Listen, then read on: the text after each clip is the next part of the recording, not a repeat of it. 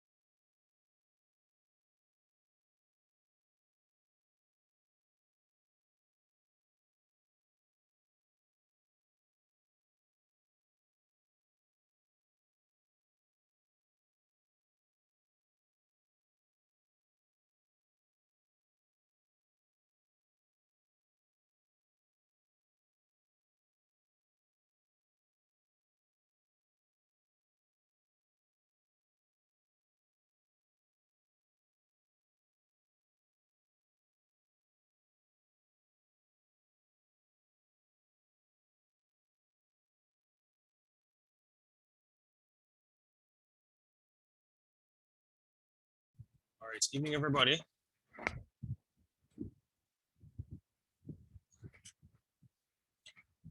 Good evening.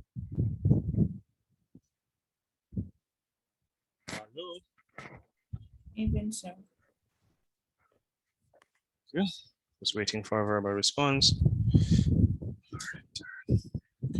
All right, so we started looking at products and services, and we went through the 3 levels of a product: the core, actual, and augmented.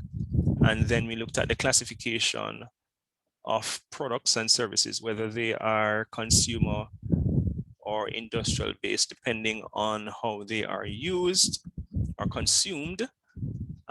We spoke to the stages in product development. We looked also at the theory of Jeffrey Moore called the technology adoption life cycle, which shows how different parts of the market behave in relation to a new product.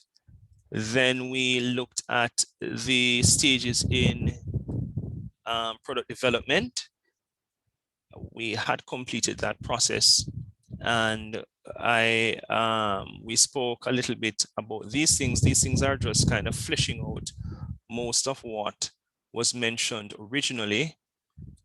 We spoke about that. We had gone through that. Then we went on to the product life cycle. Yeah, I think this is, did we start looking at the product life cycle itself? I'm trying to remember. Did we start a discussion about the product life cycle? Yes, yes, sir. You said that when the product, when it reached the what you call it? We can't explain it, sir, but it shows you that diagram you showed it last week, and from the first in the initial stage of the product until the time when it just fade out, like. Okay, the time when it leaves the market. Yeah, and then there are some products that never leave the market. They are in the mature stage. like Coca-Cola. Right. So we mentioned that in the introduction, there is a lot of investment being done on the part of the company, investment in terms of advertising and general promotion to get the product to increase brand awareness. And then we mentioned in the growth stage, this is where there's a gradual rise in sales, and there's some amount of increase in consumer demand as more new customers are introduced to the product. Then we did mention the mature stage, where it is the most profitable stage, and it generally at some point sales begin to slow down because the market itself has become somewhat saturated,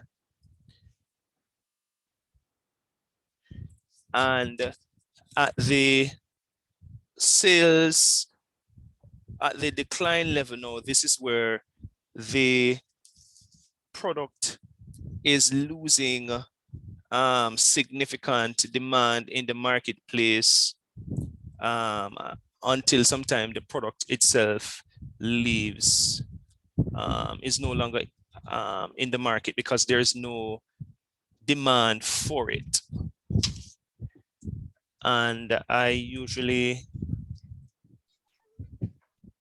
right,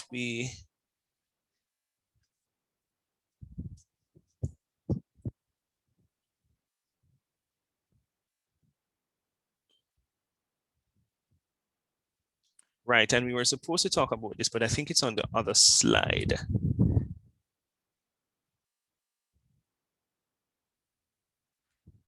So let's go from current slide, because there are times when I put certain, all right. So the summary of product life cycle, and what this is really giving you is the stages: introduction, growth, maturity, decline, and the kinds of objectives. So if you're carrying out a campaign, a marketing campaign at that point in time, in the introduction, of course, is really just to create product awareness. Growth is to maximize market share. Maturity is to maximize profit while defending market share, meaning that you're trying to maintain your dominance in the marketplace, or whatever percentage of dominance you have in the marketplace.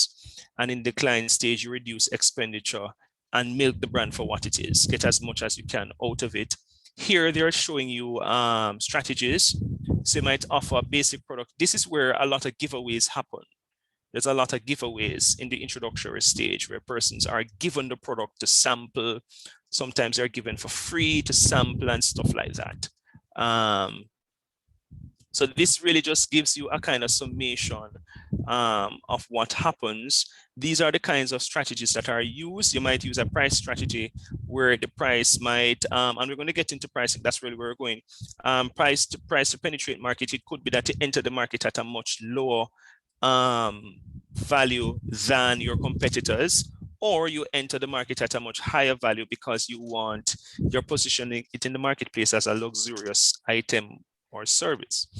Sir, Yes. before you go anywhere, when you were explaining about giving out samples at the when you're trying to promote the product, right?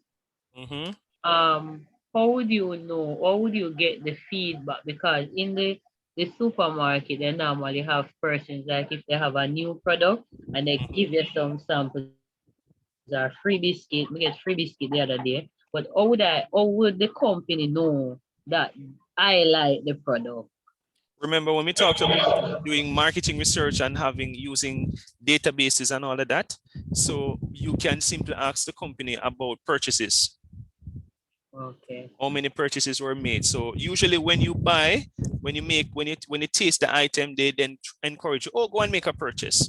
So what they will look now is to look to see how many persons actually, after sampling the product, actually made a purchase. Okay. And that would give them a sense. And sometimes some people actually ask you questions.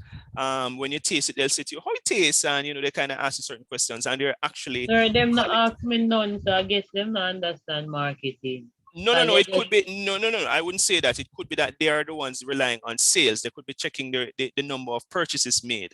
I'm just saying that they're different. Remember, there's no one way of how you collect data, There are a multitude of ways of how you collect data. So I wouldn't say that they don't understand marketing. It's a matter that they might just be looking at sales in that instance. Okay. Yes, it could be that. Yeah. All right. The other thing now, let's go on. All right, so styles, fashions, and fads. All right, so this really kind of helps us. So a style is a basic and distinctive mode of expression. For example, style appears in home, whether it be colonial, blah, blah, blah, all kind of foolishness they're telling you here. Once a style is invented, it may last for generation, passing in and out of vogue. A style has a cycle with several periods of renewed interest. Can you think of a Jamaican style? Can you think of a style that has sustained sustained time based on the definition here?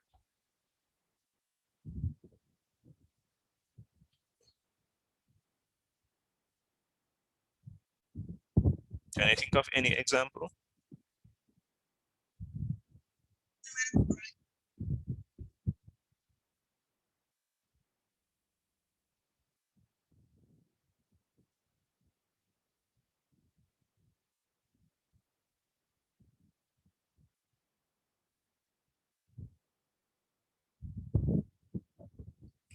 Okay, can you think of a fashion? So fashion is currently accepted or popular style of design, color, or theme, clothing, but also in cars, furniture, and even sports. So they give you examples. Punk was a fashion in music, clothing, and hairstyles in the 1970s. Playing handball was fashionable in the 1980s. Golf was fashion in the 1990s. And snowboarding is relatively new fashion, still on the rise. Fashions tend to grow slowly, remain popular for a while, and then decline slowly. Can you think of a fashion, a current fashion trend, a current fashion? that is on the marketplace, that is in the marketplace? Sir, I would say boyfriend jean is now trendy, and it has been like, if you look at it, you can know it's very retro. And when I watch videos back then with in the dance and so forth, I see persons wearing those baggy looking jeans.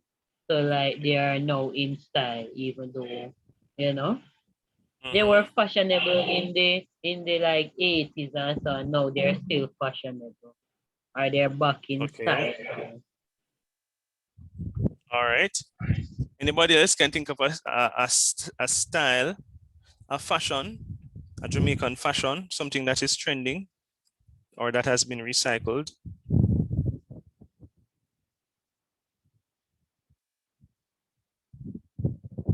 Hello, why people don't talk? There are some persons here that never ever talk.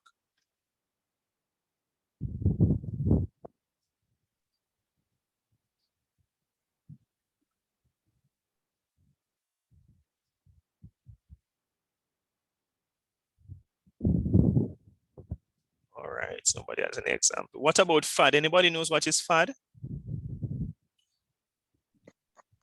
No, sir, I don't. All right, can we look it up? Can somebody just look it up and tell me what you think fad is?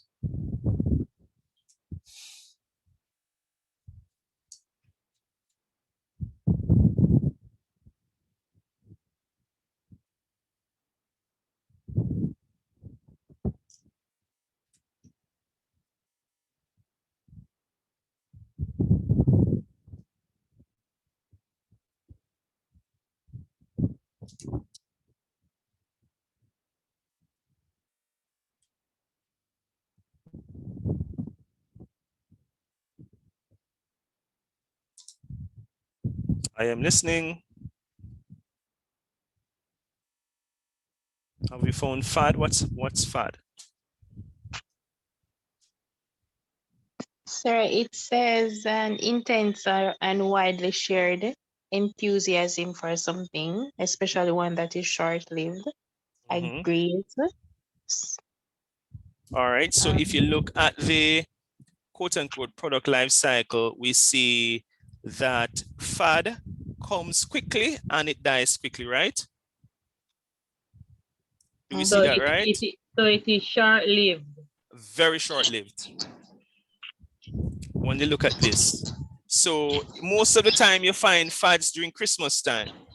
What was the thing? What was the hip thing last Christmas? And most times you're going to find among children, not necessarily adults, but more children. But what was the hit thing last Christmas? I remember one Christmas it was when 50 Cent song came out about I take it to the candy shop. That Christmas everybody in Jamaica now had, young males had pimp sticks and had the hat. So there's a lot of pimp sticks being sold and persons wanted to look like 50 cents and it came and all of that. That's an example. Pokemon is an example. Anybody, have you ever tried to play well, probably not in Jamaica, but when I was in Canada, before I lived in Canada, I think I went there in 2015. Can't remember which year, one of the years. And my aunt and I, we were in the car and she drove up to a corner and she stopped. And she stopped for about 10 minutes. And I'm like, but there's no stoplight and there's no one preventing you from driving off. So I said, Auntie, why you stop? She said, oh no, Pokemon, I have to catch a Pokemon. I was like, what the? I said, big woman like you talk about goddamn Pokemon. And it was this big thing in Canada. People were parked all over. It was this big thing. And it just suddenly died. It died as quickly. So what they're showing is the product life cycle in terms of explaining fashion, style,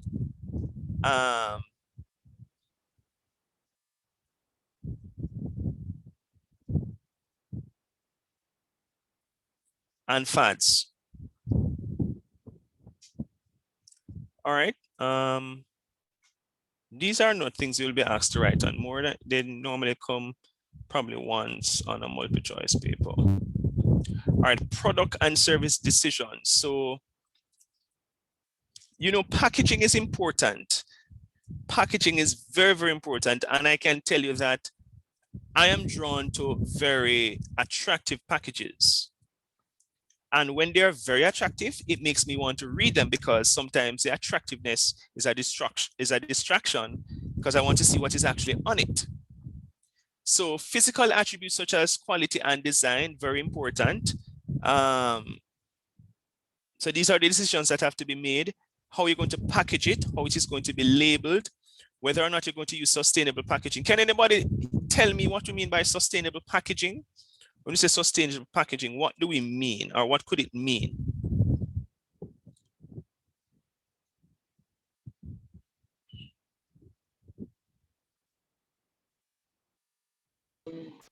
Sir, like when you ensure that the package is strong and it's not fragile. Okay, that's all right. That's one way of looking at it. Anybody else? Probably can be reused. So it can be recycled. Yeah. So sustainable packaging, because you never want, for example, your competitor to say that you're contributing to pollution of the ocean or whatever it is. So you're talking about a package that can be reused and or can be recycled. All right, and product support services are the follow-ups that happen. The kind of like warranty, whether or not they're going to be able to call you to kind of guide them along, for you to guide them how to use the product and stuff like that. Product line decisions. This is where you're talking primarily about how to leverage the brand. So I give you the example. So a product line really is a group of related products that are all marketed under a single brand name. And you can think about any example?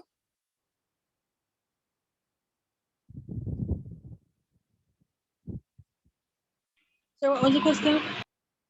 So remember, so the definition now is a group of related products that products all marketed under a single brand name that is sold by the same company. And I'm asking you for an example.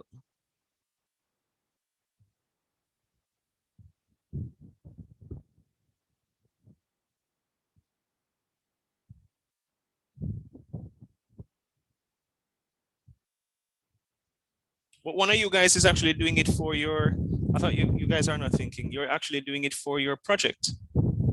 Remember the definition is a group of related products, all marketed under a single brand name that is sold by the same company.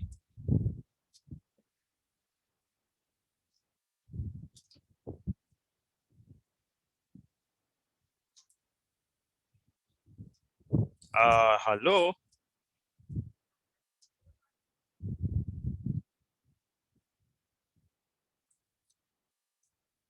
No, we're still not understanding that.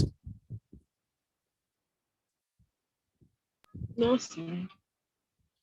A group of related products, all marketed under a single brand name that is sold by the same company. Grace people. Grace don't sell a group of related products. Doesn't Grace sell a group of related products? Yes, sir. Right.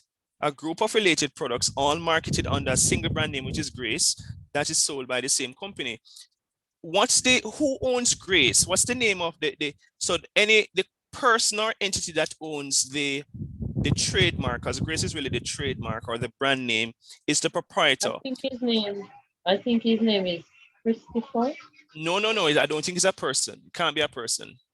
You're talking, the CEO is not the owner of the thing. CEO is just Oh. somebody who manages the brand. Chief Executive Officer is not necessarily the owner. Can somebody look up for me? Proprietor of Grace Kennedy. Let me spell the word for you in the chat. Proprietor of Grace Kennedy. To see if that's proprietor. I hope I remember how to spell it. Yes, here it is.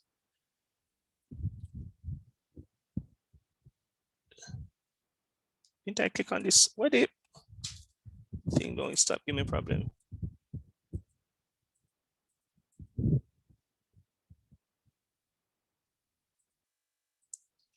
Proprietor of Grace Kennedy. I think I spelled this word. Hopefully I spelled it correctly. Sir, Yes. I think them said Dr. John J. Grace and Mr. Freud William Kennedy.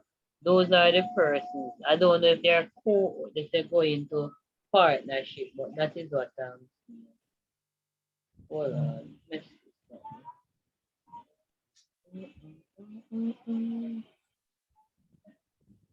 The beginning of Grace Kennedy and Company Limited was founded on February 14, 1922 by Dr. John Grace. I never asked you for the founder. Remember I said in the proprietor of, so you're looking for the wrong thing. So let me look at proprietor. What that put in the proprietor of Grace Kennedy? Did you mean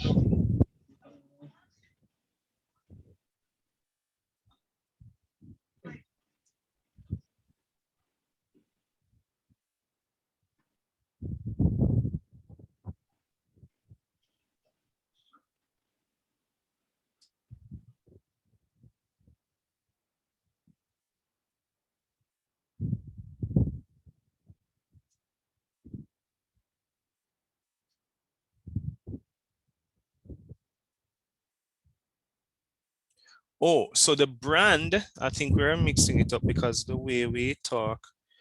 Let's look for an image. Hold on. Let's look for an image of Grace products. I think I know what the Grace Kennedy. Let's look at images. Right. The error we made. So let's say mackerel. All right, let's see.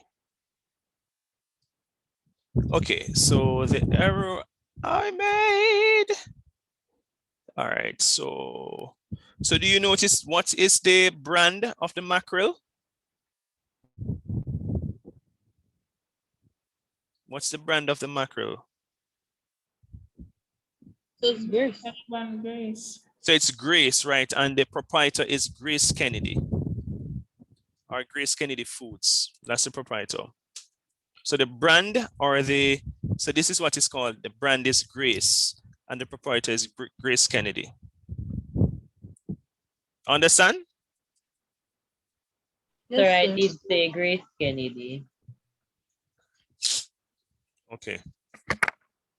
So they have several, here they have several stuff. They have jerk, they have this. So they have various lines of products. Right, okay. All right, let's go back to the lecture itself. So a product line, a group of products that are closely related because they function in a similar manner, are sold to the same customer groups, are marketed through the same types of outlets, or fall within given price ranges, and the product mix, the set of all product lines and items that a company markets. So Grace, for example, markets all kinds of stuff, especially when you're outside of Jamaica, you see a whole range of Grace types of products.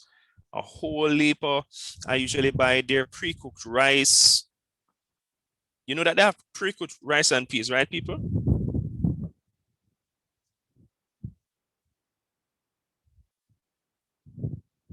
So is it come in the tin?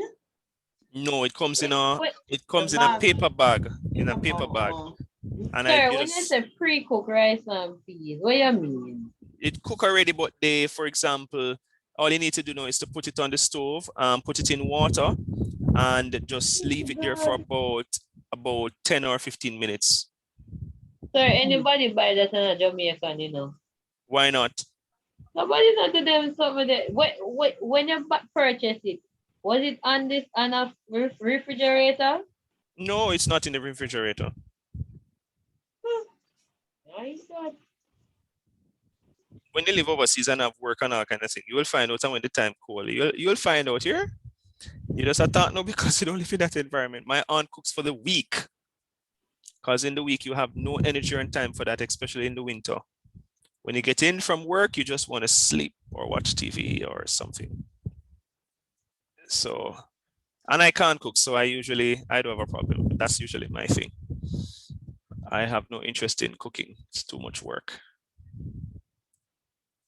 All right.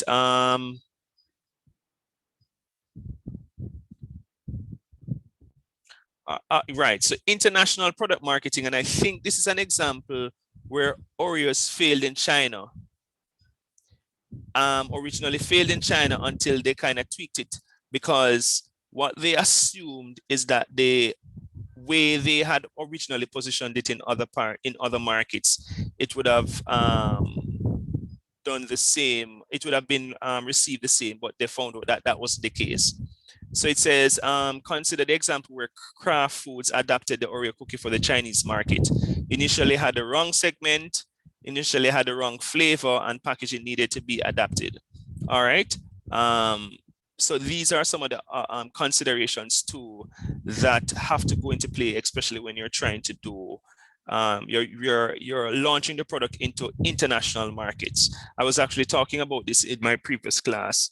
We're looking at culture and how culture can affect international businesses. So if you're an international company and you're going to set up shop in a country, you need to understand the national culture, and you need to understand the subcultures, because sometimes the subcultures are specific to geographies and ethnicities and localities.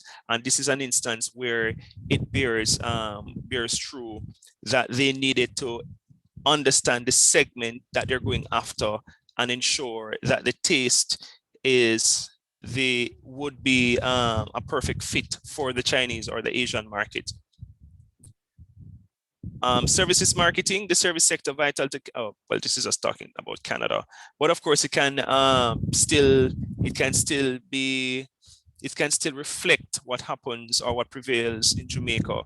So for government, government has hospitals, military, police, schools, and non-for-profit organizations, although sometimes they kind of function outside of government still. And then you have for-profit businesses, and for-profit just means that they're in it to make money. So now we're going on to services now. So remember, we were talking about goods that, goods tend to be very tangible.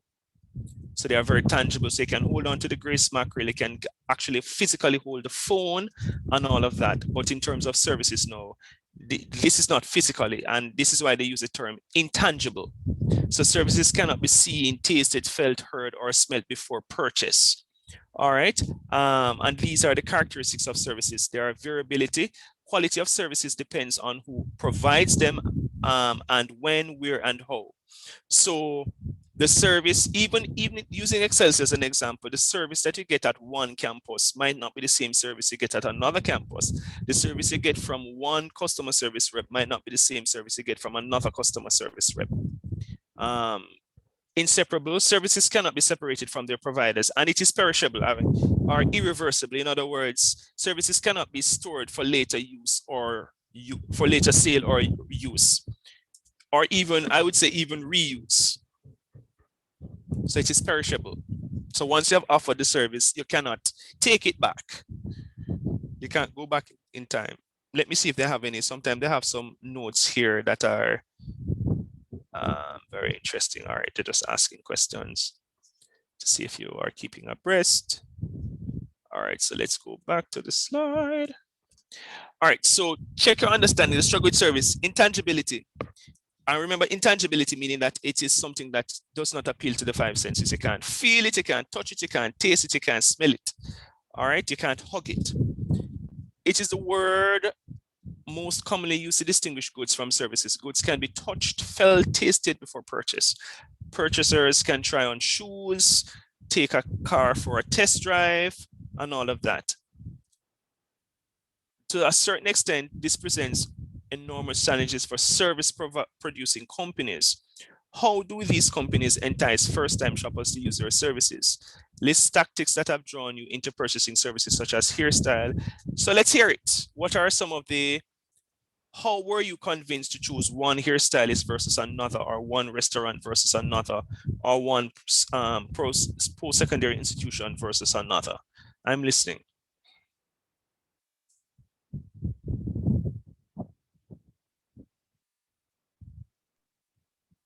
Hairstylist, how neat the person comb the hair, if she comb hair tight, is a no for me.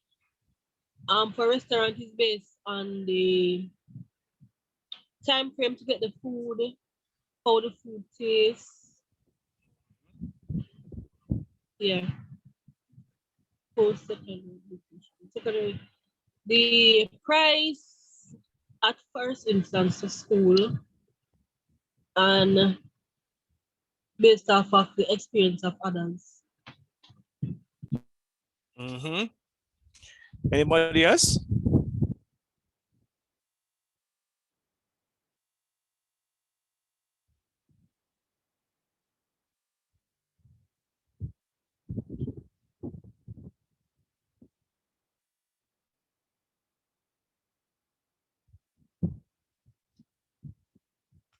Anybody else? Some persons are very quiet. How do you choose one service provider over versus another? Priscilla, what say you? I'm not sure, sir. So you don't, I'm sure you have gone to a restaurant or probably done your hair, or you're a student at Excelsior. What would have convinced you to choose Excelsior versus other institutions?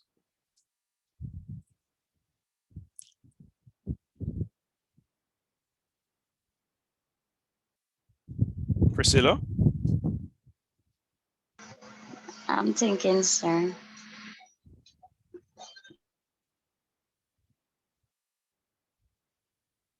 Sir? Yes? One way that I would choose one service over another, the quality and the price of the goods and service provided. Can you give me a specific example, a service provider? All right, for instance, choosing tasty over juicy beef. Tasty fatty more might be nice, more crunchy. No, but okay, yes. And the price might be cheaper. Let's use another example. Okay. But I want to tell me a real example. I don't want a makeup example. I want an example that a decision that you have made in terms of a service provider. All right, I can give an example. Years ago, I was trying to identify a barber because I'd moved into a new location, and I went into a barber shop, and coincidentally, someone was cutting my hair, and while he was cutting my hair, other persons came in, barbers and other people, and there was a whole heap of bad word, and who a sodomite, and who a batiman, and who nam this and who no this, and it was just a very unbecoming conversation. And I remember saying to the barber when my hair was finished cut, I said to him, I don't think I'm going to come back to this barber shop. And he said, why? I said, because you guys don't treat it as a workplace. Not because you're a barber, it means that you should allow other people to come into the place and have these kinds of ridiculous and scandalous conversations about who's straight and who gay and who eat and who not eat. Sometimes they themselves are guilty. I said, it's just a very, and it was so loud. It was very loud to me. And I said to him, say, you can't run the place like this. And him said, Teach, I give him a word. If you come back, you will not hear a repeat of that. And trust me, he kind of spoke to the person who owned at the time, because he's no longer living in Jamaica, who owned the barber shop. And from there on, I have never heard any kind of conversation like that. Never, ever heard any more conversation, because I wanted quality service for my money. It was just a trim, but you know, when you go to the barber, you spend, sometimes you have to wait to cut your hair, like you have to wait 1 hour, 2 hours. In that time, I don't want to be bombarded with all kind of madness. I wanted to sit down and relax and probably go on my phone and watch a show or something. So, and he was my barber up until he left Jamaica, and I'll have my hair long. I'll wait until days. If he's not available, no nobody else in my head. Now I have 2 barbers. I have one in Tivoli that I go to, very affordable, a young man, but very professional. And then I have one in Tree, another very good barber, but very expensive. The one down Tivoli, way cheaper than the one in Tree. So I tend to go to Tivoli one more often than the one in Tree, but both are very good barbers. And that's how I choose my barbers in terms of service providers. I want somebody who's very professional and somebody who knows what he's doing in my hair. And even if other persons are around there, they are around, the environment itself does not become very my word, scandalous. So that's how I choose my barbers. Understand? So the point is that, how do you go about choosing your service providers? These are decisions that you either consciously or even sometimes unconsciously make. Sometimes you choose the service provider based on word of mouth. Your friends say, well, you know, me go Gwyneth, me go on hairstyle and hairstylist and she do me hair. Look how the thing look nice. Or me go on, but them call them nail technician. And she do me nails and look how me nail them look good. Sometimes it's word of mouth. That's how you choose your service provider. Sometimes, as I said, it's not something that you consciously sit down and think about. And even in terms of institutions, in terms of schools, many times people choose schools based on word of mouth. They say, oh no man, go Excelsior, go this place because it's affordable. Them take long figure your grade, but at least you know you can still pay a school fee, and they may give a little break, give a little time to pay the school fee. So it could be that you're deciding that also in terms of that. All right. Marketing strategies for service firms. Yes. One thing I will tell you about service firms that are very serious about customer service is that they standardize their customer service. So everybody greets you the same way and talks to you the same way. Have you ever come across a very professional security guard? Have you ever gone anywhere and come across a very professional security guard? They're very rare, but they do exist. Yes, sir. Anybody else? What was the experience like? Where did you go and you managed to get that kind of? It was NCB. Right, the banks are very serious about business. Because I wanted to find some information. I was in the line, realized I was in the wrong line. So when I went to the security, it didn't directly to the person that I wanted. It was very helpful. Customer service was good, you know. Right. I didn't go beyond because then I said to him that, you know, I have to get back to work at next time if he could talk. And he went and talked to somebody and I did get to. He didn't really know me and I don't know him. It could be that you're a female too. Yeah, that's it. It could be that you're a female, so he goes beyond the call of duty to assist you. Anybody else? Any very good security guard?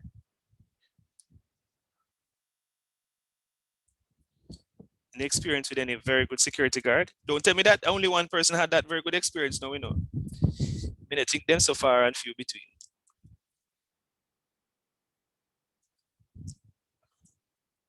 Why some persons, they don't talk? No conversation at all. Let me look at the list again. Vanessa Dice, talk to me. Sir? Yes? I can't remember. Sorry, normally the security is normally like they normally assist me.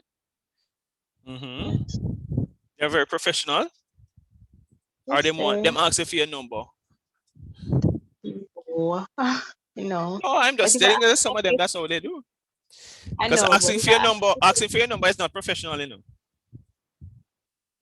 No, they don't have a phone number. Okay. I'm just dropping it still.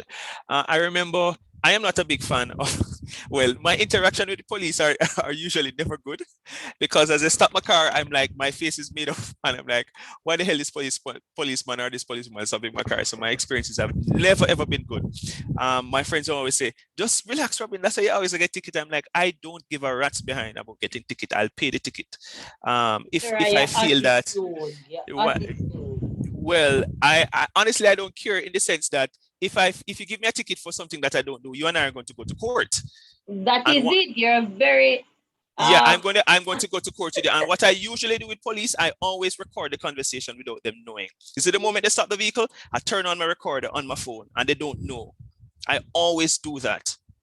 And I remember one of them, I said to him, I know something that you don't. And he said, what do you mean by that? I said, no, worry yourself. My interaction, usually the police is never good. However, there was one that was really, really, really good. I remember one night when I, about 3 or 4 years ago, I was going to Tivoli. I was driving Malines Road because sometimes I drive that road to get downtown, depending on where I'm going. And Tivoli is closer to that end, coming from Walton Park. And when I reached Stats, a policeman stopped me and I said, Lord Jesus, why me, Lord? Why the policeman stop other cars and there are many other cars driving past? And he stopped me and he said, where are you going? And I said, I'm going down to Tivoli. He said, where are you going to Tivoli today? I said, I'm going to a party. He said, no, you're not going to the party tonight. And I said, what do you mean by I going to the party? And he said, no, them just kill a man down there and chat a fire and me turn you back. And I said to him, but hold on.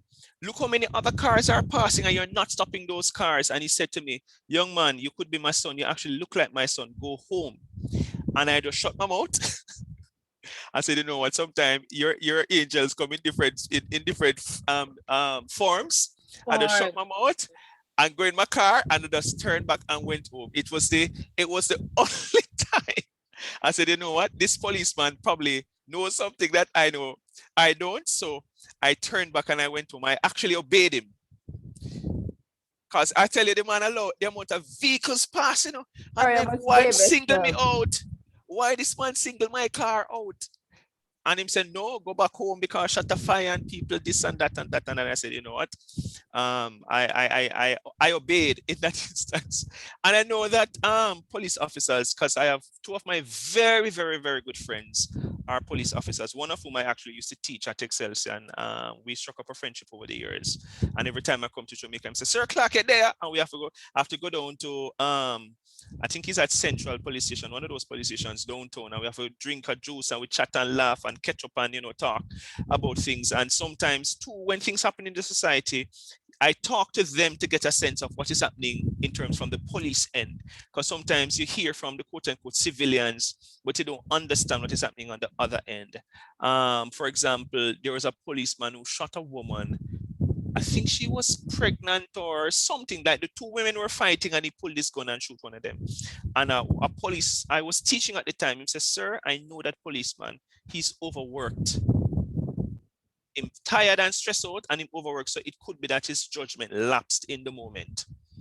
And I said, I understand. So I do understand. I remember another time I came across a security guard. He was so professional. I said, no, I went to my principal, Mr. McCarthy. I said, no, we need to get in my Excelsior. When you have these professional security guards, he was so professional. Let me say, brother, where they make you from? Because clearly you cut from a different cloth from the other security guards that I have come across. Even taxi drivers, some of them are very horrible. But years ago, I was teaching at Wolmer's when I was in the high school system, and I was a debating coach, and I got a watch from a friend in the US, and there are different time zones.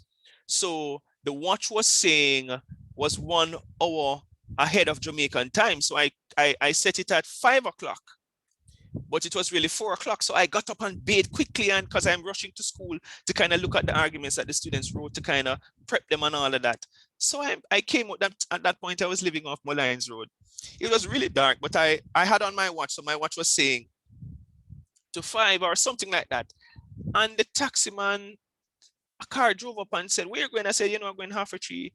And him said to me, say, where could you be going at this hour in the morning, dressed up so in a shirt and tie? That's what I mean. It's not that early. He said, no. I think he said it's something like it's just minutes to 5 for where you're going. I was like, what do you mean by minutes to 5? I said, no, but my time saying this. And him say, young man, I don't understand how you come out this early. It's very dangerous to be on the road this late to this early. It could be my son, blah, blah, blah. And he dropped me in half a tree. Him not even collect fare. Him not even the collect fare. And say, hurry up, find Wilma's because I don't know what the hell you're doing out a door this early. So we do have good people in the society who offer very good customer service. Police, soldiers, teachers, and we do have bad apples all over. So, but companies that are heavily dependent on service, they have to customize and standardize the customer service or the quality of their customer service.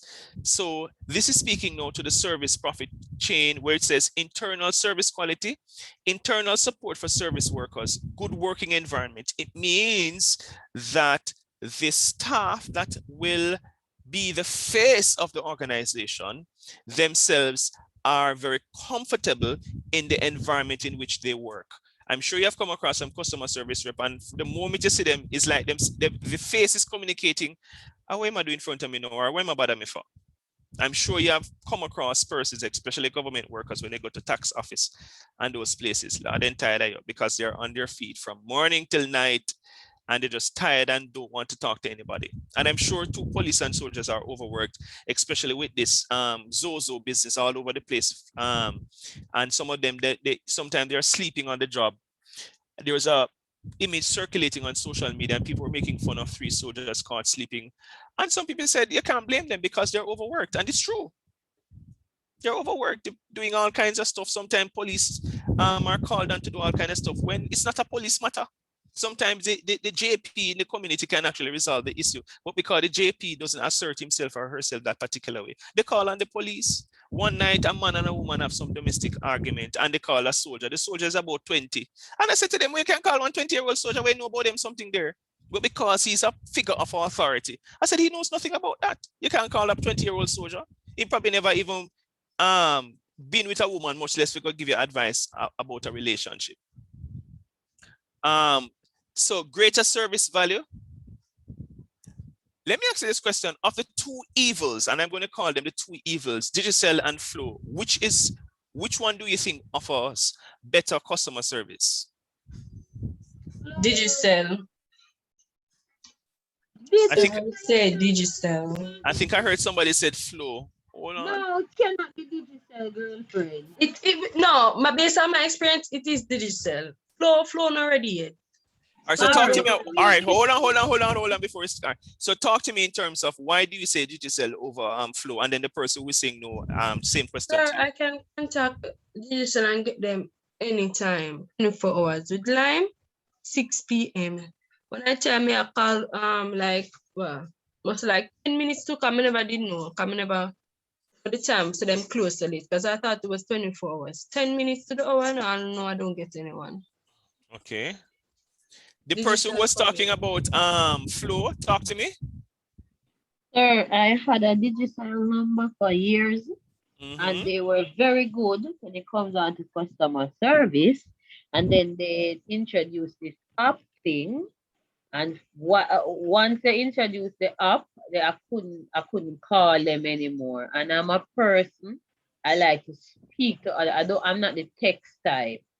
So I just feel like texting for me, I don't like it. So I like to call and get persons, and I was not able to do that.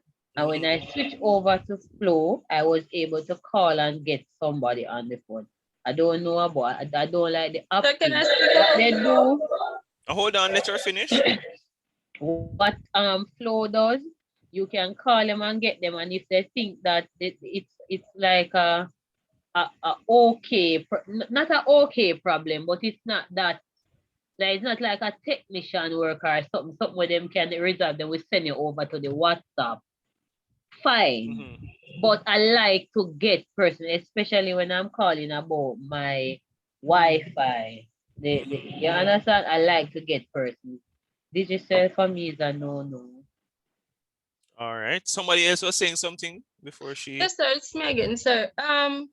When I wanted to take out the Wi-Fi, I couldn't get the Digicel because where I'm at is full for the Digicel. And I had to switch over to Lime, right? There were some problems, and I called them. I called the number that called my phone. Sir, one heap a ring around. I say I must treat me that for hang up and call back. Bother. One heap a ring a rosy. I say me that for make up my mind for say, you know, I'm have to stay up in line, I'm have to get this done. It never that work out, but show me the one look Wi-Fi for my class. I take it out. Okay.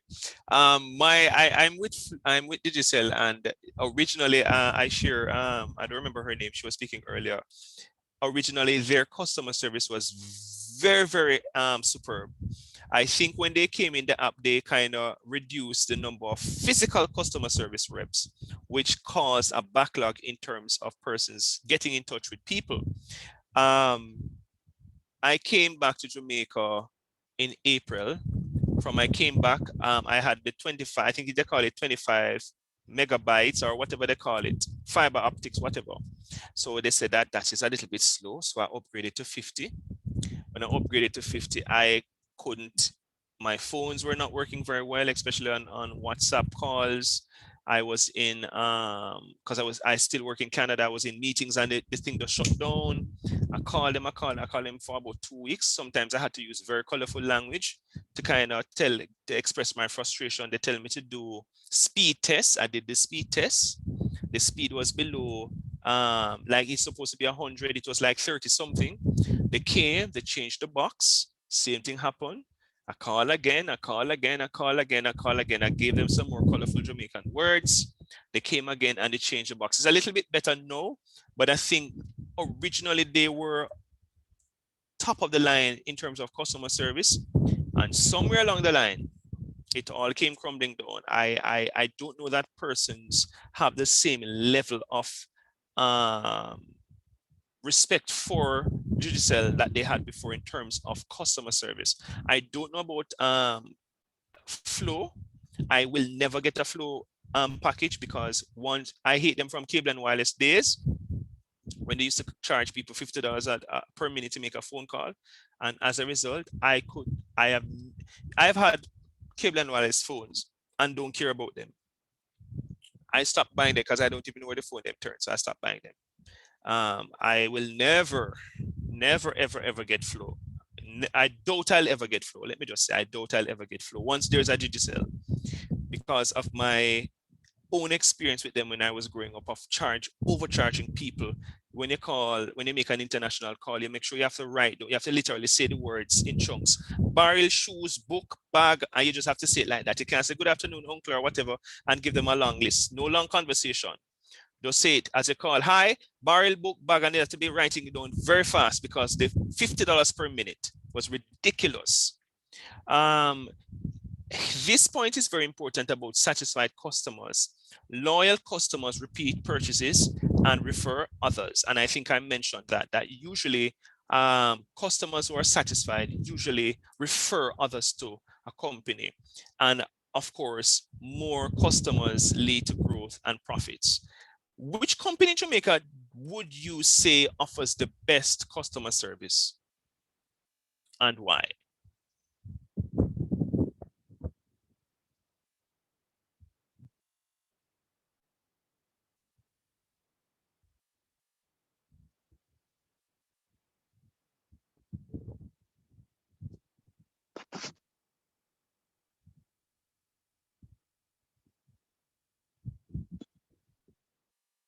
I am listening.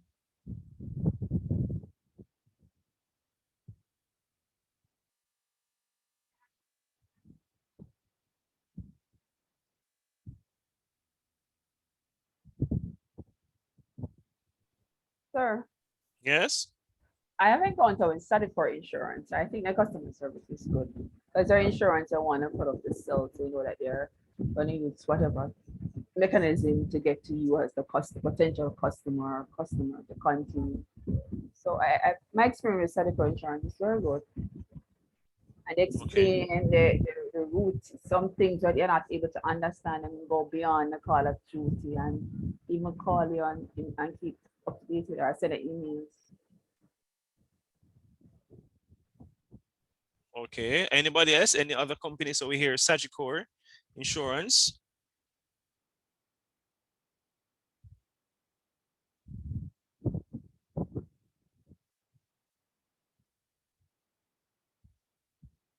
Sir, I don't know if this hotel is one, but I went to Rio once, and sir, the customer service, there was this girl, there was the young lady.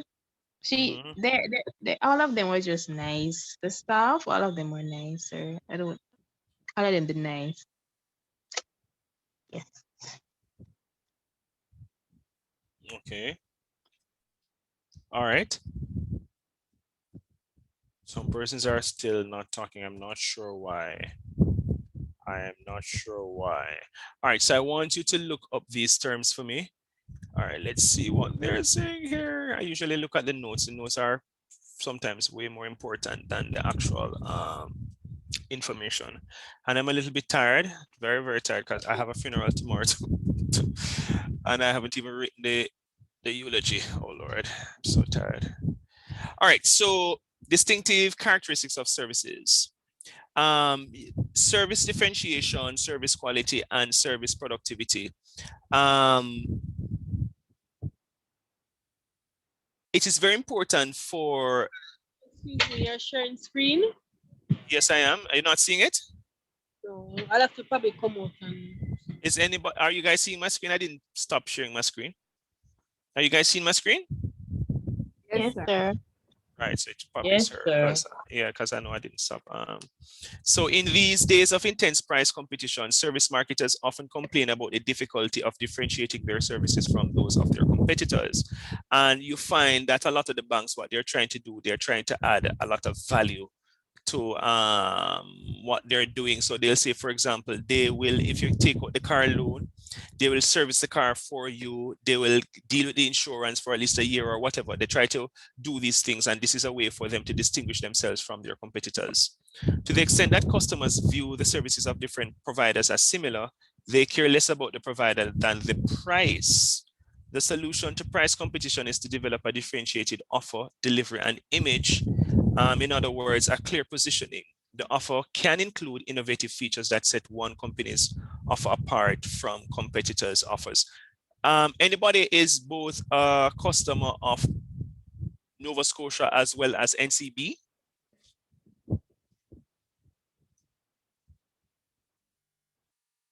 No, sir. Well, I am not a part of it.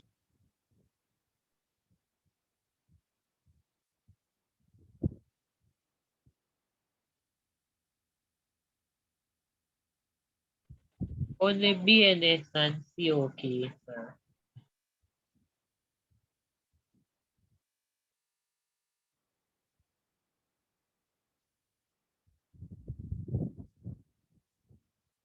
Okay.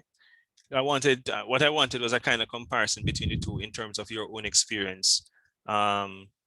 A service firm can differentiate itself by delivering consistently higher quality than its competitors provide. Very difficult to do. Like manufacturers before them, most service industries have now joined the customer-driven quality movement. And like product marketers, service providers need to identify what target customers expect regard to service quality. With their costs rising rapidly, service firms are under great pressure to increase service productivity. They can do so in several ways. They can train current employees better or hire new ones who will work harder or more skillfully, or they can increase quantity of their service by giving up some quality.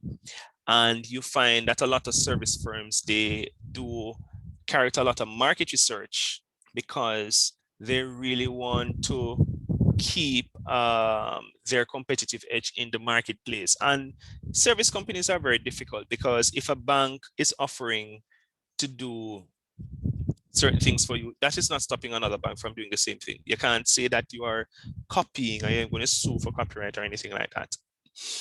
If you're offering your customers coffee, I can offer my customers coffee. If you're offering them coffee with milk, I can offer them coffee with milk.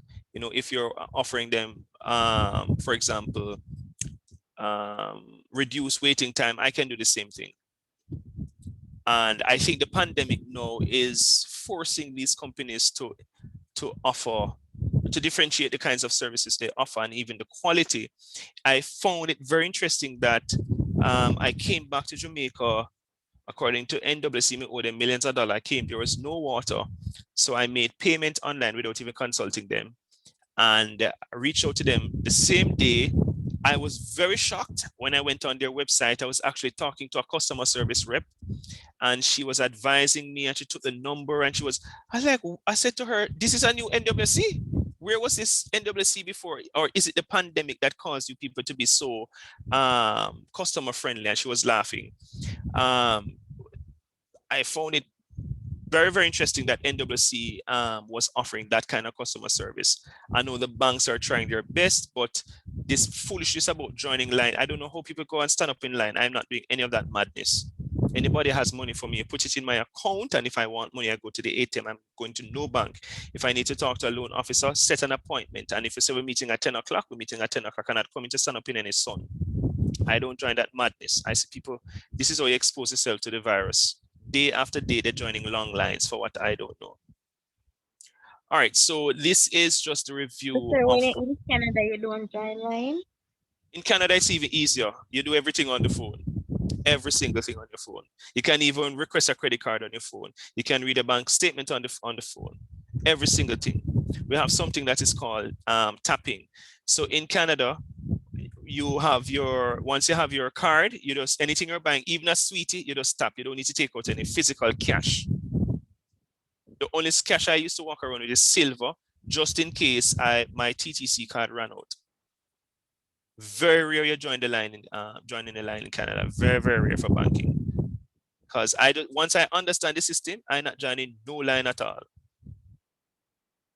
You just use the phone, and they too, when you call them, they are very thorough.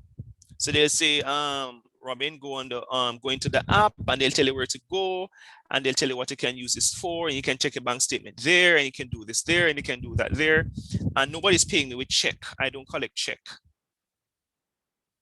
You're going to send the money to my account. I'm involved in no check. If it's a cash job, for persons who are illegal in Canada, them do cash job. You give me the cash at work.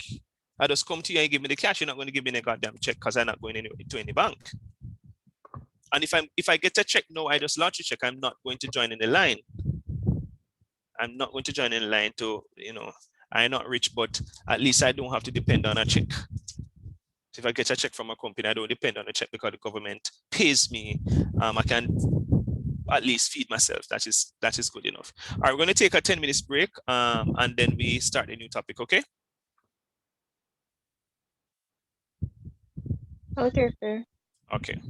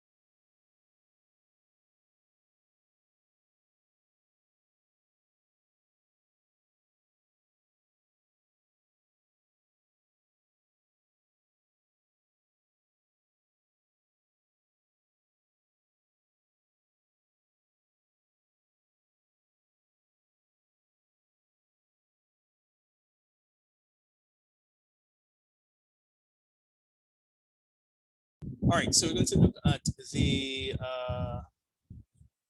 pricing strategy. That's where we are.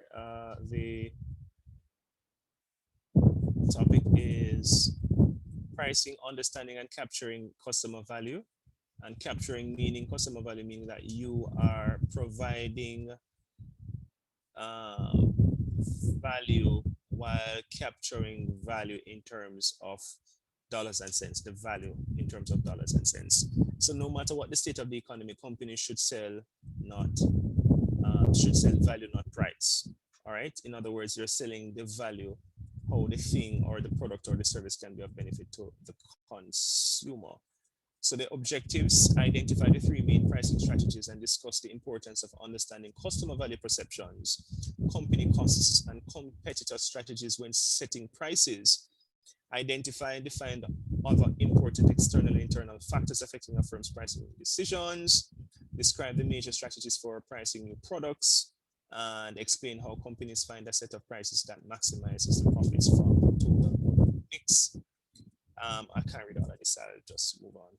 So what is price? It is the total value that customers exchange for the benefits of having or using the product or service. All right.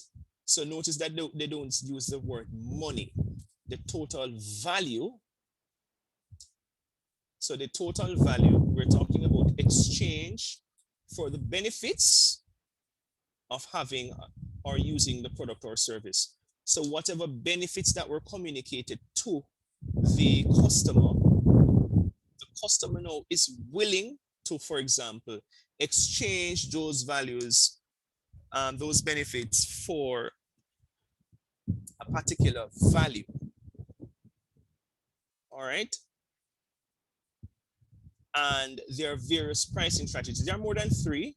Why they don't have penetration pricing? That's the one that is very popular. Penetration pricing. Let me see if it is in the notes. Why they don't have penetration pricing?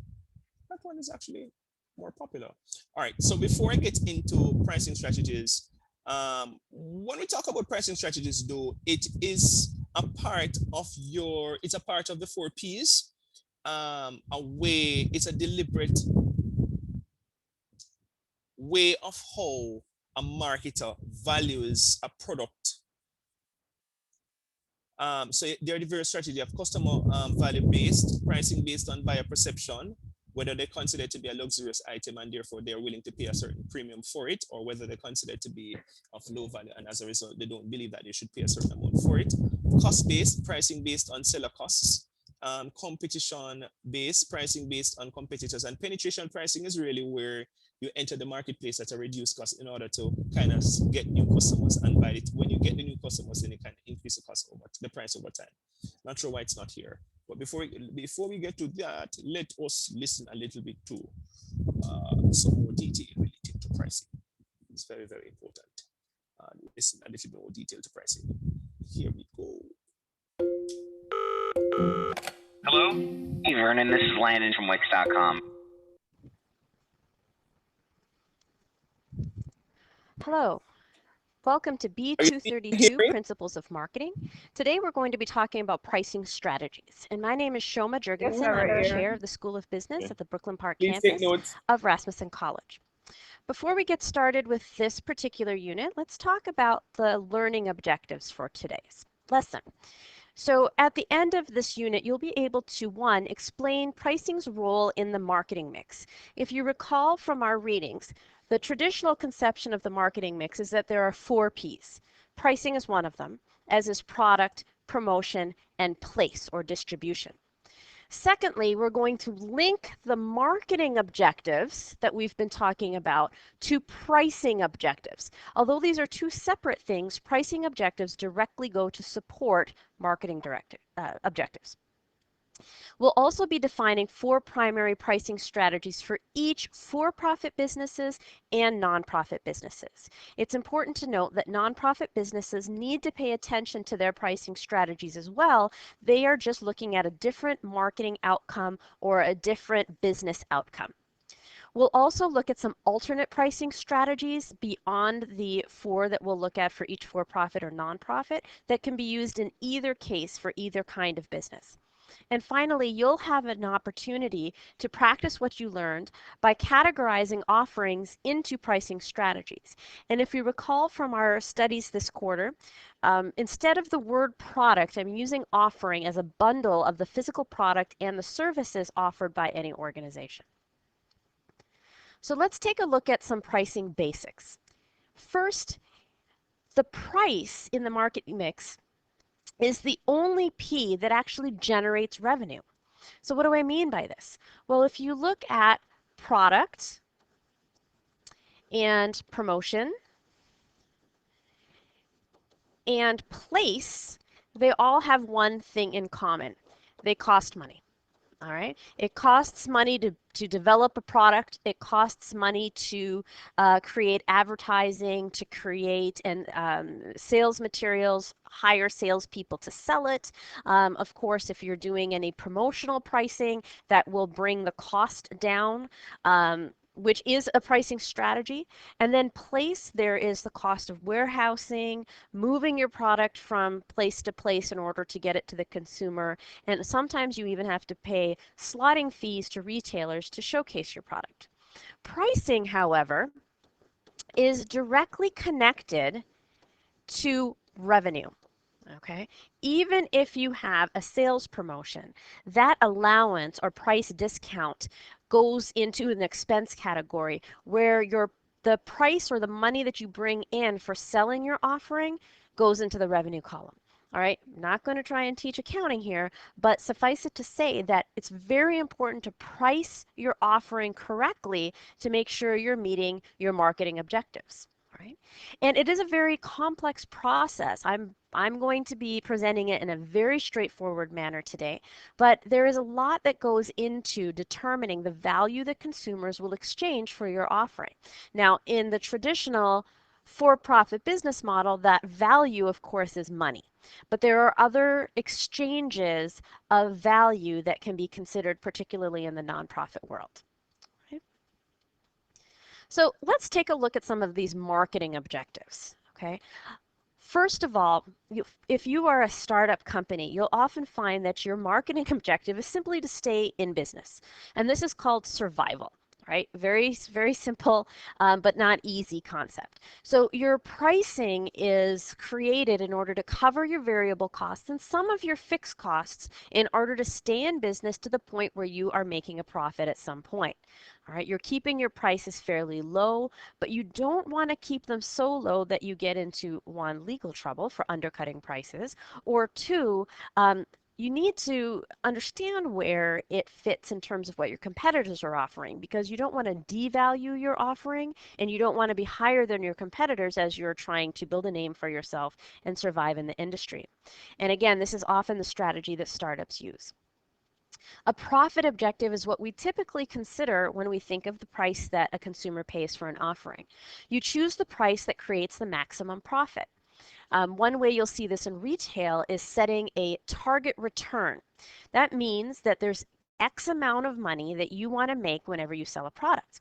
One way to do this is a markup. So if it costs you X amount of money to make your product, you might add 30%, ensuring that you get a target return of 30% on your price.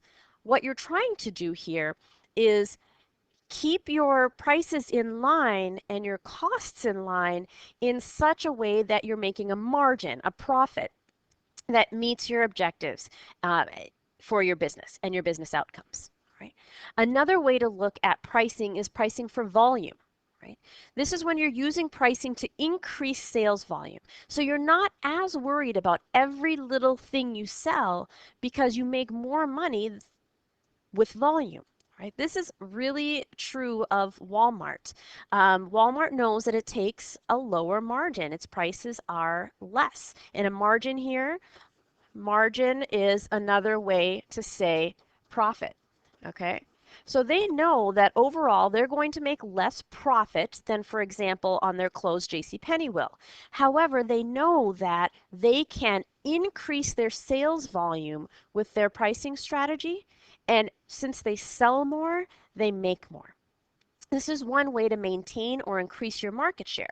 So if you look at your market and at this X amount of dollars, you have about a quarter of the market. If you drop your price by 1 or 2%, you might be able to gain more of that market or sell more volume and increase your market share.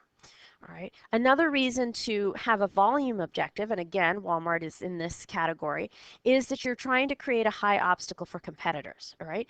If you know that your competitor does not control their costs as well as you do, therefore can't price a little bit lower to sell more, it's going to make it less attractive for that competitor and to enter your market.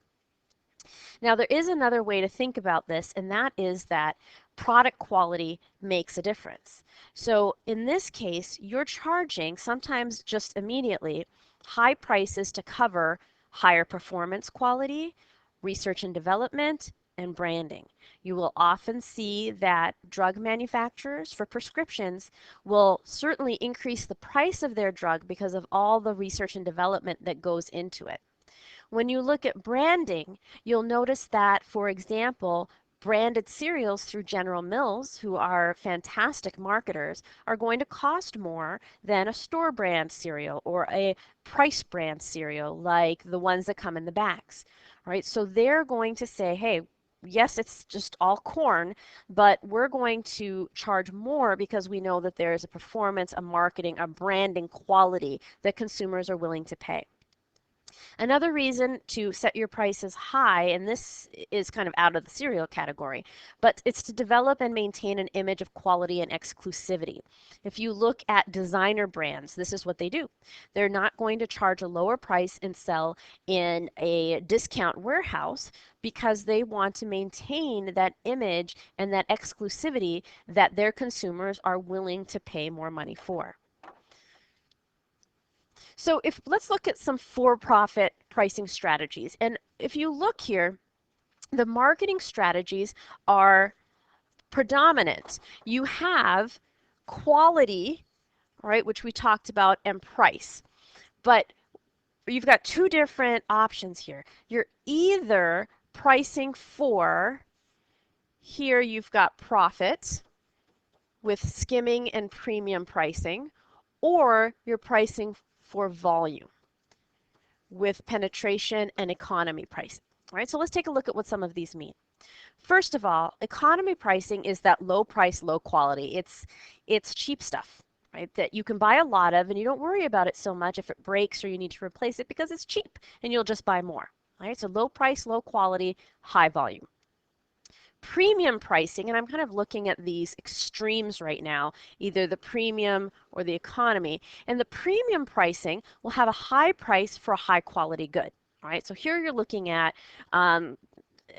for example, designer shoes. Okay, you know that it's high quality, you're willing to pay the high price as a consumer, and the business knows that they're looking for profit and image. Okay, they're not going for volume. You're not going to sell as many high-priced shoes as you will at Payless Shoe Source, but that's okay because Payless makes it up on volume. All right, so that's where we look at penetration. Now, although penetration is included in the high quality, low price, it doesn't always mean like the lowest price. Okay, you have good quality and you have a low price for it, so you're creating a value. All right, you want to make sure that you are selling enough to penetrate the market or have more consumers in your market that choose your good. Right, so that's like the pie chart that I showed you before, where you're getting a little bit more of the slice of the pie. Okay. You're going for volume here because the more someone buys of your product, increasing the share of your pie, the less they're buying of your competitor's product, which is what you want. Okay. Skimming is a profit objective, and although it says low quality, high price, it's kind of in that quadrant is limited. It's actually good quality stuff with a high price. Now, why would you do this? Okay, if I'm saying here that it's a profit motive, what you're trying to do is, if you're an innovative company, you get your innovation out there, for example, the first time a digital phone came out, okay? Or let's use the Wii for an example. First time the Wii comes out, nobody has anything like it, all right? The Wii comes out at a much higher price than it is today because they know it's going to take, Nintendo knows it's going to take their competitors some time to figure out the technology and start selling their own. While that gap is in place, they want to make as much money as they can because they know at some point their margin, their profit margin, is going to decline because competitors are going to catch up, okay? And so the skimming strategy you will often see in electronics, things that have very short product life cycles, all right? From beginning to when competitors come in is a fairly short amount of time. Now, nonprofits look at pricing differently, but they still need to. Do we understand the different pricing strategies?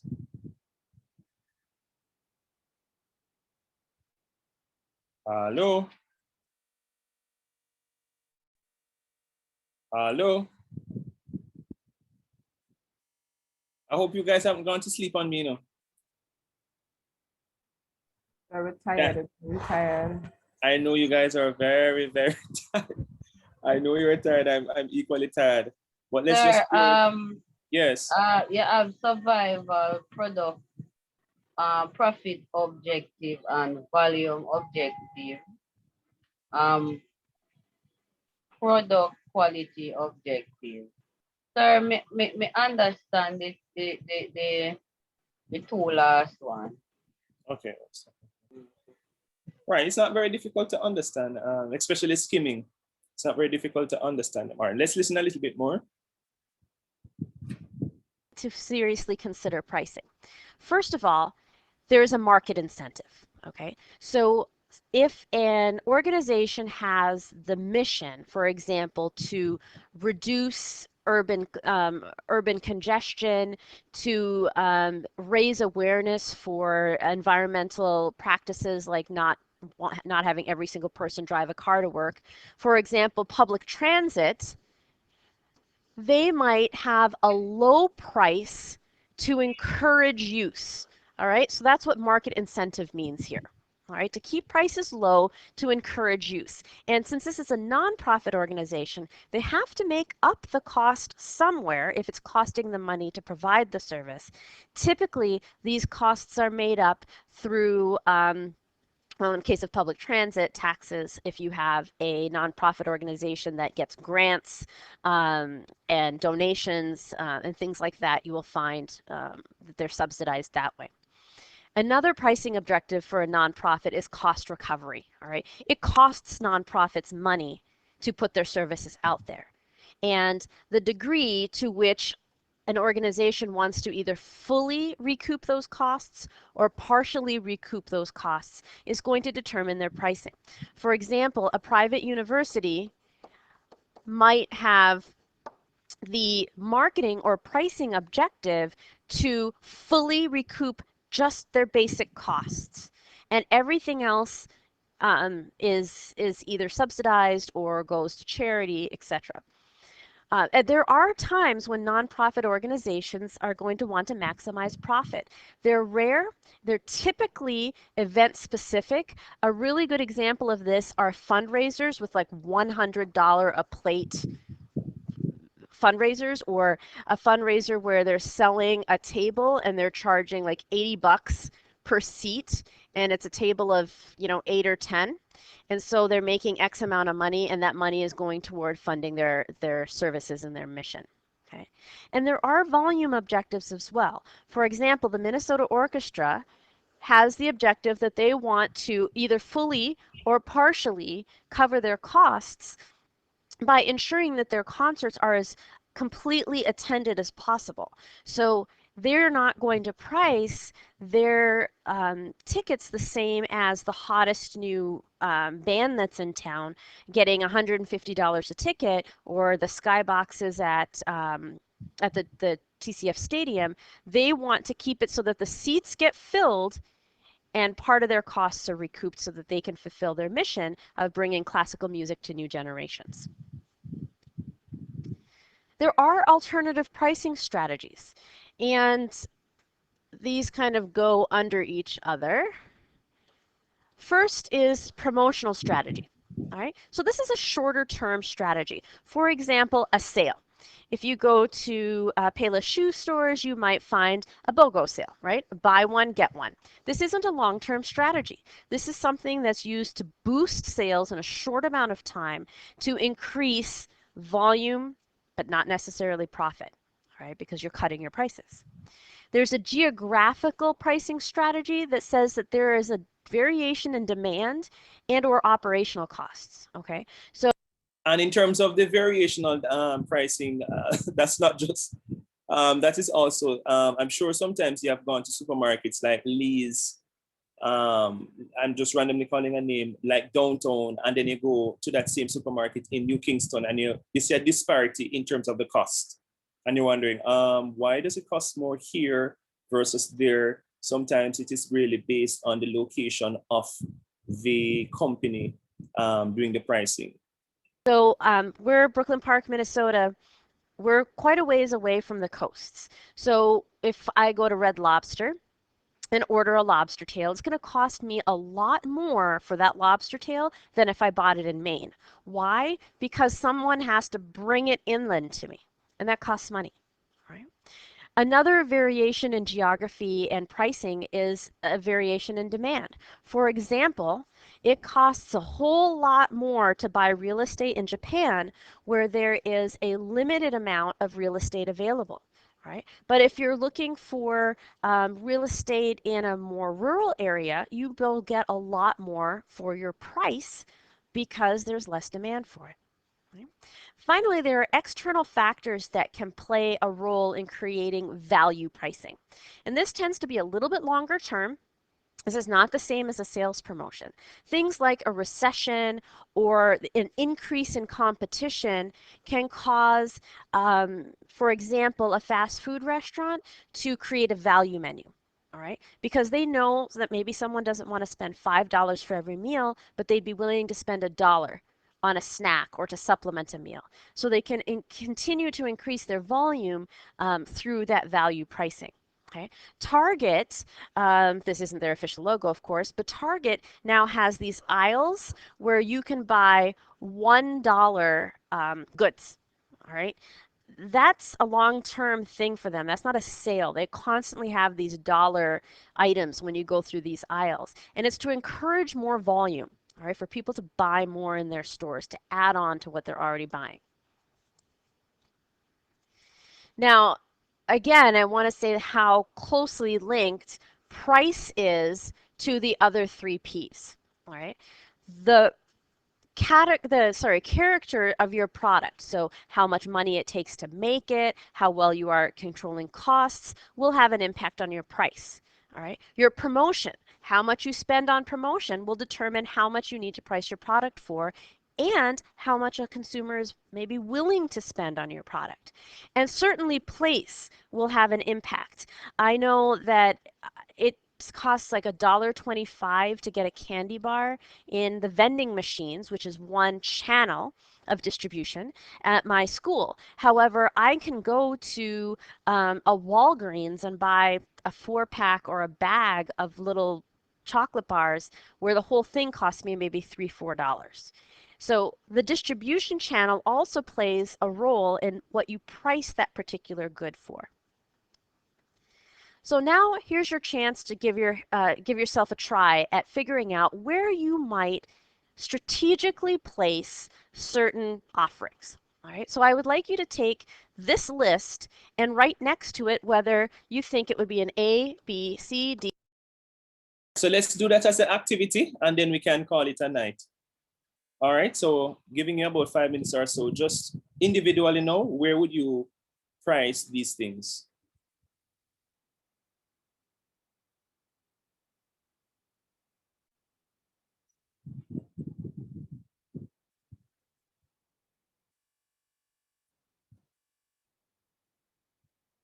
D, E, F, or G. All right. And so Walmart store brand soup, Hampton Inn tries to fill rooms in the winter, iPad 3, Subway promotes a dollar breakfast menu, Lexus Coach Edition, two-bedroom apartment in New York, a new fitness center opens and needs to increase market share. Each of these elements corresponds to one particular pricing strategy. Let's see how well you do. Thank you very much and look forward to talking with you more about marketing. All right, so are you finished? Anybody's finished?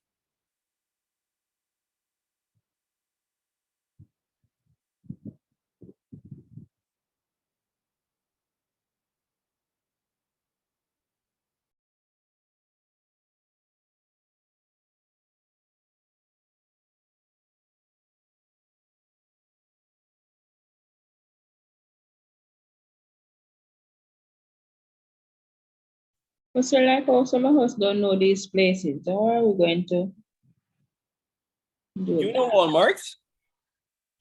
No. Right, in New York, it's not that difficult to figure out about New York. New fitness center opens and needs to increase market share. That's not difficult. Lexus Coach Edition, all you can do is to Google to look it up what it is. Hampton Inn, just look it up to know what the product is about. All right. All of these have appeared in movies and commercials that we have watched or seen sometime in our lifetime.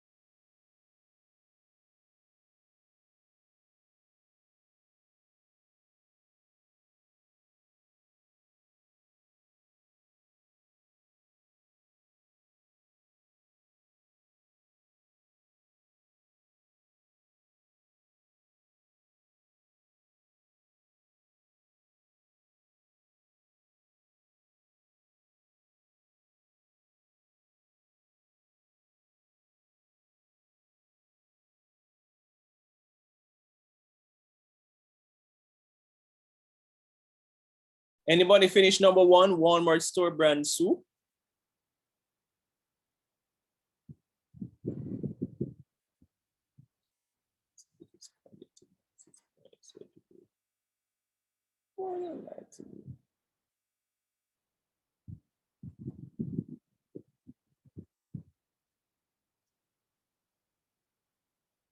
Where do we put Walmart store brand soup?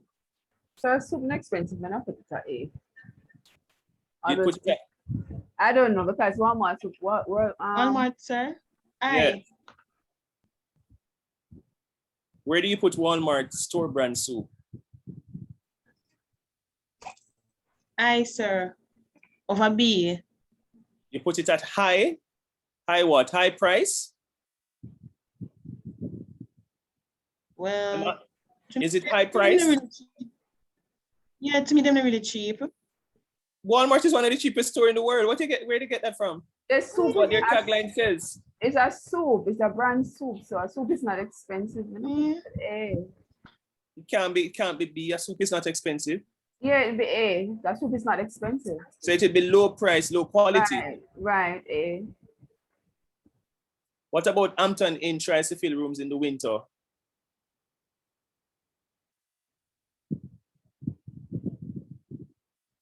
You've never heard about the Hamptons? Sir. It's a very expensive place. That's why I tell you to look it up. It's very expensive to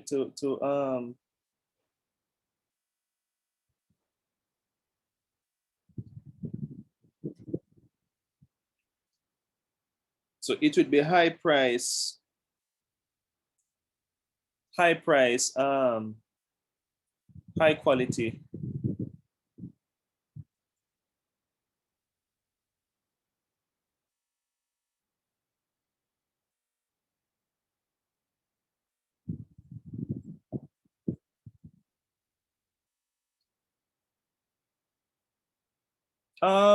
It's 100 and, well, this is saying $150 per night. I guess because of the pandemic then gone down. So it would be high quality.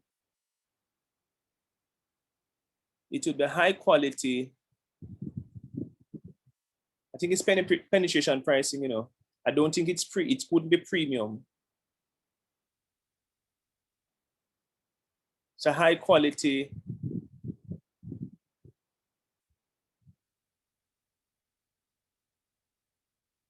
Low price, C. Are you seeing C for it? Talk to me, guys, based on the pricing that I mentioned.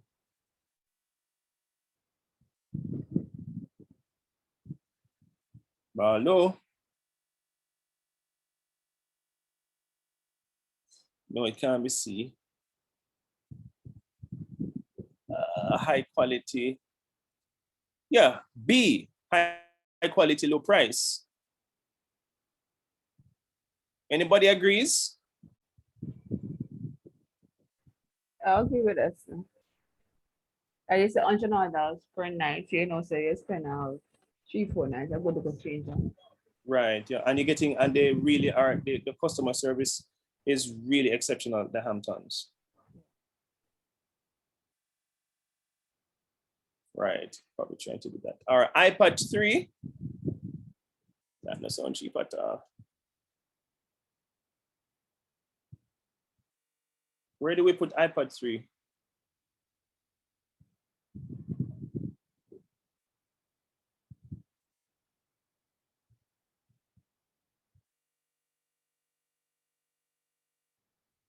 Wouldn't it be high price, high quality? At least initially when it came out, it would be high price, high quality. So that would be D. Subway promotes $1 breakfast menu.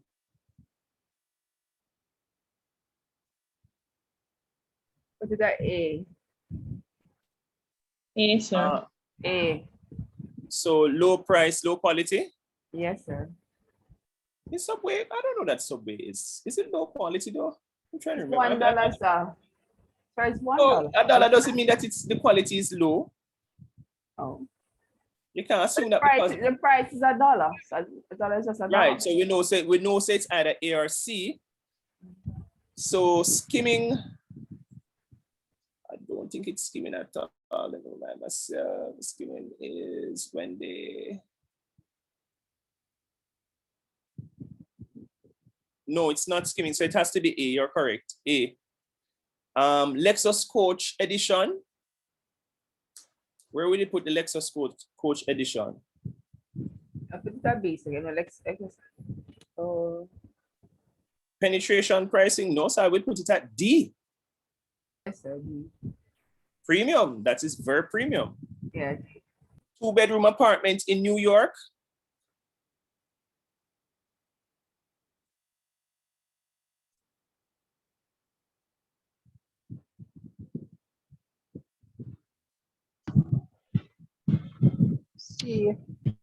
C.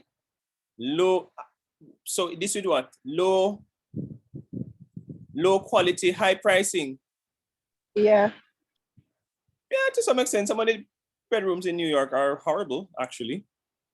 And they charge a lot because of New York being this big world capital. Yeah, I would agree with you. New fitness center opens and needs to increase market share. That's definitely, let me see if you're thinking, that's definitely, which one?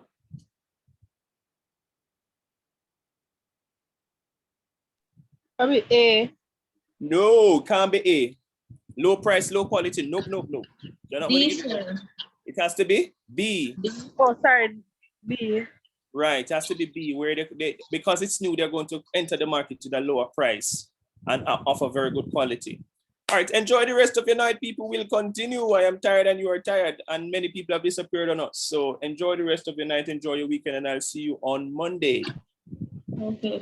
Okay. But a pop quiz is coming on Monday, please, on the last 2 modules. Okay. Not Monday, I'm going to give it on Wednesday, not Monday. Let's finish up this one. All right. Sorry, that's 7 and 8?